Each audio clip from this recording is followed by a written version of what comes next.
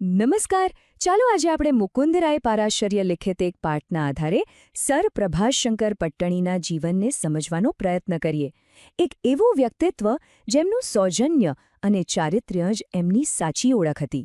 તો ચાલો એમના જીવનના કેટલાક ખૂબ જ રસપ્રદ અને પ્રેરણાદાયક પ્રસંગોને જાણીએ. પ્રભાશંકર પટ્ટણીની આખી સફર ખરેખર અસાધારણ છે. તમે જુઓ, એક સામાન્ય શિક્ષક તરીકે શરૂઆત કરીને તેઓ રાજ્યના દિવાન બન્યા અને પછી તો રાષ્ટ્રીય કક્ષાના સલાહકાર પણ આ બધાની પાછળ જો કોઈ એક મજબૂત પાયો હોય તો એ હતું એમનું અડગ ચારિત્ર્ય. તો સવાલ એ થાય કે એમના ચારિત્ર્યમાં એવું તો શું ખાસ હતું? એને સમજવા માટે આપણે એમના જીવનની શરૂઆતની બે ઘટનાઓ પર નજર નાખવી પડશે. આ એ ઘટનાઓ છે જેણે એમના વ્યક્તિત્વનો પાયો નાખ્યો અને એમની નિષ્ઠા અને હિંમતને બધાની સામે લાવી દીધી. વાત એમ હતી કે ભાવનગરના મહારાજાએ એમને પોતાની સેવામાં આવવા માટે બોલાવ્યા.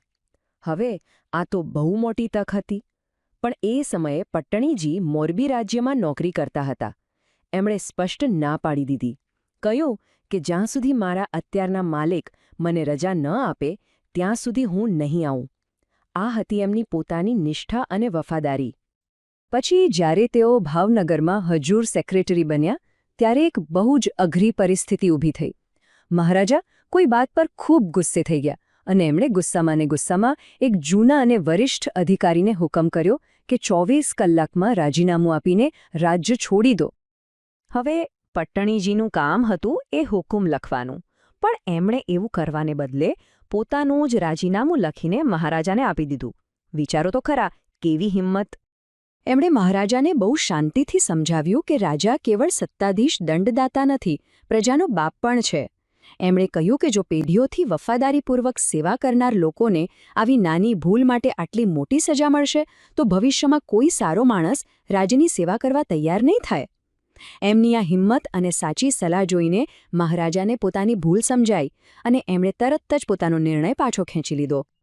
સારું, પોતાના રાજા સામે તો સિદ્ધાંતો માટે ઊભા રહ્યા, પણ શું તેઓ એ સમયની સૌથી મોટી તાકાત એટલે કે બ્રિટિશ સામ્રાજ્ય સામે પણ આ જ રીતે લડી શક્યા હોત? હવે એમની ખરી કસોટી આંતરરાષ્ટ્રીય સ્તરે થવાની હતી. થયું એવું કે ભારતના વાઇસરોય લોર્ડ કર્ઝને એક એવો કાયદો બનાવ્યો જેણે ભાવનગરના બંદરના વ્યાપારને લગભગ બંધ કરી દીધો. આ ભાવનગર સાથે થયેલી એક જૂની સંધિનો સીધો ભંગ હતો. ભારતમાં તો વર્ષો સુધી ફરિયાદો કરી પણ કંઈ ન થયું. આખરે પટ્ટણીજીએ નક્કી કર્યું કે આ લડાઈ હવે ઇંગ્લેન્ડમાં જ લડવી પડશે. અને 1910માં પટ્ટણીજીએ પોતે લંડન જઈને ત્યાંના સેક્રેટરી ઓફ સ્ટેટ લોર્ડ મોરલી સામે આખો કેસ રજૂ કર્યો. લોર્ડ મોરલી એકદમ ન્યાયપ્રિય વ્યક્તિ હતા. એમણે આખી વાતની તપાસ કરાવી અને છેવટે ચુકાદો આપ્યો કે લોર્ડ કર્ઝનનો નિર્ણય અન્યાયી હતો અને એ નીતિને રદ કરી દેવામાં આવી. આ જીત પછી લોર્ડ મોરલીએ ખુશ થઈને એમને અભિનંદન આપ્યા. પણ હવે જે જવાબ પ્રભાશંકરે આપ્યો એ ખરેખર સાંભળવા જેવો છે. એમણે આ જીતનો શ્રેય પોતાને લેવાની ના પાડી દીધી. એમનો જવાબ સાંભળો. ના, આભાર. આ વિજય પ્રભાશંકરનો નથી, પણ સરકારમાં રહેલી ન્યાયની ભાવનાનો છે. આ એમની નમ્રતા હતી.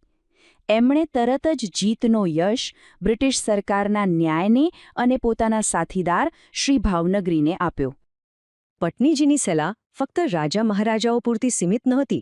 એમના એક જૂના શાળાના મિત્ર પણ હતા, જેમનું નામ હતું મોહનદાસ કરમચંદ ગાંધી. હા, મહાત્મા ગાંધી. ગાંધીજી પણ ઘણીવાર એમની પાસેથી સાચી અને સ્પષ્ટ સલાહ લેતા.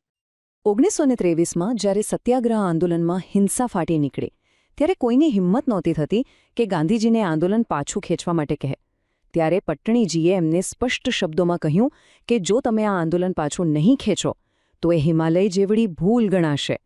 અને સૌથી મોટી વાત એ છે કે ગાંધીજીએ એમની સલાહ માની અને फ्रेंड्स, इस वीडियो को पूरा देखने के लिए आज ही फ्लेक्सी टीचर ऐप सब्सक्राइब करें, जहां आपको मिलेंगे animated videos, digital books, text book solutions, notes, DPP और क्विज. और हाँ, flexi teacher app mobile, TV और कंप्यूटर पर अवेलेबल है. और अगर आपके पास इंटरनेट नहीं है तो तुरंत ऑफलाइन सेट टॉप बॉक्स के लिए संपर्क करें. Flexi teacher, the one you needed.